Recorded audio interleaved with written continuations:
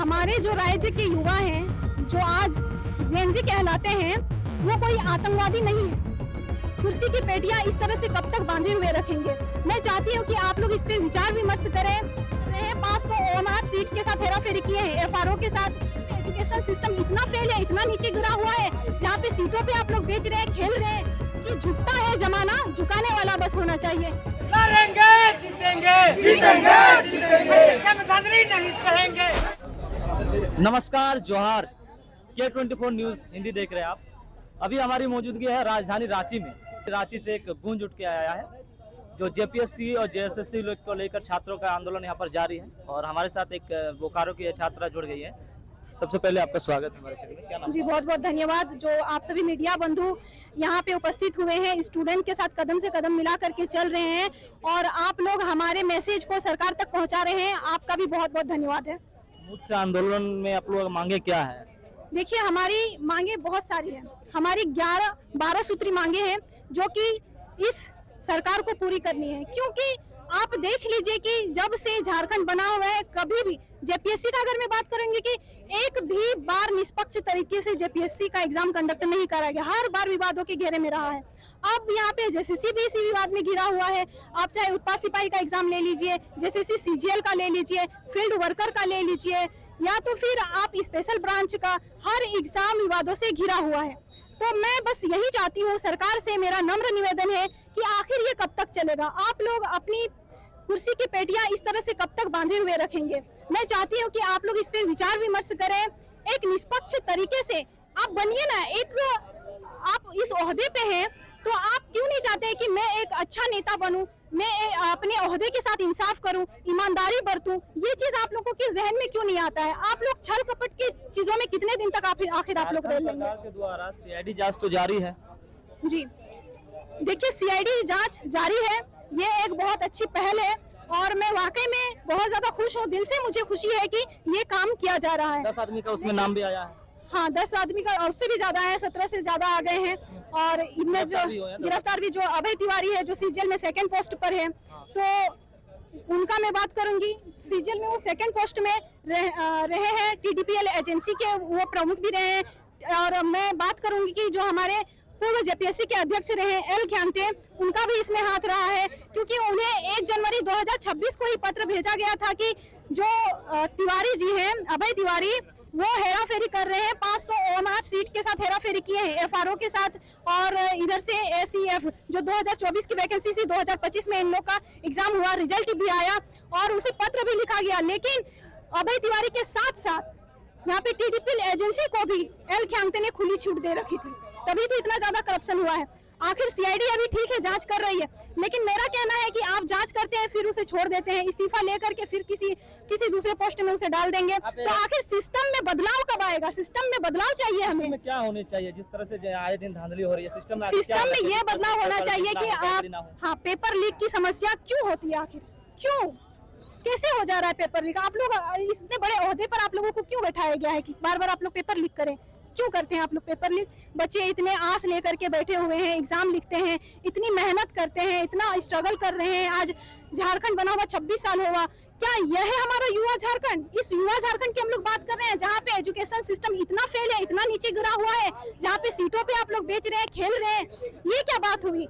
मुझे तो अपने आप में शर्म आती है कि ये लोग इतना खुल्लम खुल्ला छूट दे करके कैसे कर पा रहे हैं। किसी भी क्षेत्र में देखिएगा तो एजुकेशन में उस तरह से डेवलप नहीं कर पाई है झारखंड। बिल्कुल नहीं कर पाई है। यहाँ पे पेपर लीक होगा तो फिर डेवलपमेंट कहाँ से होगा? जिन्हें कुछ आता जाता नहीं है, जिन्हें कुछ ढंग नहीं है, वो पैसे लेकर के नौकरी पा जा रहे हैं, तो फिर कहाँ से विकास होगा, कहाँ से डेवलप होगा? यहाँ पे बस पारिवारिक विकास हो रहा है। जो अभय तिवारी है, वो अपने सालों लोग का फिर करवा चुके हैं। उनके जो भाभी है, उनके जो भाई है, वो भी गवर्नमेंट सेक्टर पे जॉब कर रहे हैं। वो बस पारिवारिक विकास हो रहा है, झारखंड का विकास तो हो ही नहीं रहा है। झारखंड का विकास होगा इस राज्य के युवा से, जो इस राज्य के मुस्तकबिल है, भविष्य है, और उन्हीं के साथ ये लोग बार बार खिलवाड़ कर रहे हैं। कई जगह देखा जा रहा है कि बहुत सारे जगह स्टूडेंट जहाँ देखिए झारखंड के 24 जिले से स्टूडेंट आ रहे हैं, हर जगह में बैरिकेडिंग लगा दिया गया है, जगह में यहाँ लगा दिया गया है। पता नहीं हमारे राज्य के युवा, आंदोलन, हमारे जो राज्य के युवा हैं, जो आज जेनजी कहलाते हैं, वो कोई आतंकवादी नहीं है। ठीक है, जो आप इस तरह से बैरिकेड्स लगा रहे हैं और उन्हें आने से रोक रहे हैं, इससे एक बात तो साफ जाहिर हो रही है कि सरकार भी डरी सहमी है, तभी तो वो रोक रही है। मैं भी आ रही थी, बस से आ रही थी, हमारे बस को भी रोका गया था, लेकिन इत्तेफाक से वहाँ पे स्टूडेंट ज्यादा नहीं थे, पैसेंजरों की संख्या ज्यादा थी, तो वो लोग फिर नीचे उतर गए। तो जहाँ पे स्टूडेंट्स ये लोग देख रहे हैं बस में भारी मात्रा में है, वहाँ पे ये लोग रोक दे रहे हैं। और यहाँ वो लोग चाहते हैं कि इस आंदोलन को, इस प्रोटेस्ट को कमजोर करे। जो दिल्ली में जंतर मंतर में हुआ, उस चीज को देखने के बाद ये सरकार डर चुकी है, इसलिए ये चाहती है कहीं यहाँ पे भी जेन जी का बोलबाला ना हो जाए, हमें इस्तीफा ना देना पड़ जाए। तो याद रखो माननीय हेमंत सोरेन जी, मैं इस्तीफा लेकर के रहूंगी, आपको इस्तीफा देना पड़ेगा, क्योंकि 7 सालों से हमारी लाइफ बर्बादी पे चल रही है। और आप जब यहाँ आए हैं, 7 साल आपके हो गए आए हुए, आपने कुछ भी नहीं किया है। एक भी वादा हो जो आपने पूरा किया हुआ है आप गिनवा दीजिए। स्टूडेंट्स के भलाई के लिए आपने कुछ भी नहीं किया है। लगता है माननीय मुख्यमंत्री जी फिर इस्तीफा देंगे? देना पड़ेगा, क्यों नहीं देंगे। अगर क्या लग रहा था कि वहाँ पे जो धर्मेंद्र प्रधान है वहाँ पे भी तो लग रहा था कि इस्तीफा देंगे, लेकिन दिया ना। मैं कहना चाहूंगी कि झुकता है जमाना, झुकाने वाला बस होना चाहिए। तो ये स्टूडेंट्स की लड़ाई है, स्टूडेंट सामने आई है, कितना भी आप लोगों को रोका जा रहा है, किसी से डरने का नहीं है। सब यहाँ पे आओ, सब एकजुटता दिखाओ, अपनी ताकत दिखाओ। क्या होनी चाहिए, आप एज ए स्टूडेंट है, क्या होनी चाहिए आखिरकार? इस तरह से पेपर में जो गड़बड़ी हो रही है, कैसे रोक लगा जा सकता है इसको? सब चीज का सॉल्यूशन है, क्यों नहीं। अगर कोई जिस पद पे वो बैठा हुआ है उसके साथ इंसाफ करेगा, ईमानदारी पूर्वक काम करेगा, तो क्यों नहीं होगा। ईमानदारी से आप काम करिए। आप हर जगह जिस तरह अभी जो आपको दिमाग में आ रहा है कि बैरिकेडिंग्स लगा दे रहे हैं, जगह जगह पे आप लोग बसों को रोक रहे हैं, ये चीज तो आप लोग को बड़ी आसानी से दिख रहा है। तो फिर आप, किसी का वो तानाशाही सबका चलता है, तानाशाही सबका चल रहा है, आप क्यों नहीं आने दे रहे, क्यों डरे हुए हैं आप पहले ही क्यों रोक दे रहे हैं। यहाँ पे स्टूडेंट्स पहुंचे नहीं, उससे पहले ही आप रोक रहे हैं। यहाँ पहले आने तो दो, उसके बाद देखते हैं। क्यों आप क्यों डर रहे हैं इतना हम लोग से। अगर सीबीआई जांच में मान लीजिए अनियमितता नहीं अगर पाई जाती है तो क्या आप लोग ये धरना को रोक देंगे? नहीं रोकेंगे, क्योंकि अनियमितता है, कैसे नहीं है।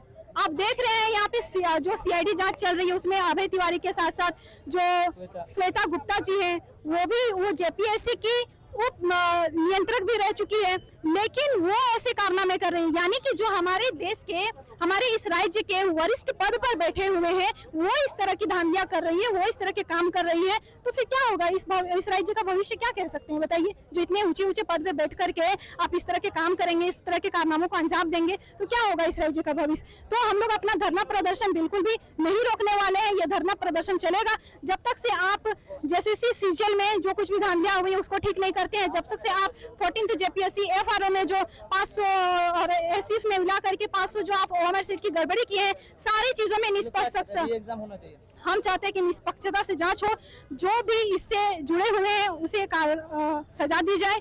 उसके बाद अच्छे तरीके से जांच होने के बाद पेपर लीक की समस्या कभी नहीं होनी चाहिए। हम स्टूडेंट्स एग्जाम देंगे, जो मेरिट में होगा उसका सिलेक्शन होना चाहिए। आज के धरना के माध्यम से तमाम स्टूडेंट को और झारखंड सरकार को क्या अवगत कराना चाहेंगे? यही मैं कहना चाहूंगी कि जिसे आप लोग कॉकरोच कहते हैं, इस राज्य की जेंजी है, युवा है, वो अब जाग चुकी है, वो शांत नहीं रहने वाली। आप कितना भी कोशिश कर लीजिए, आप बैरिकेड्स लगा लीजिए, आप बसेस रोक लीजिए, लेकिन वो आएंगे।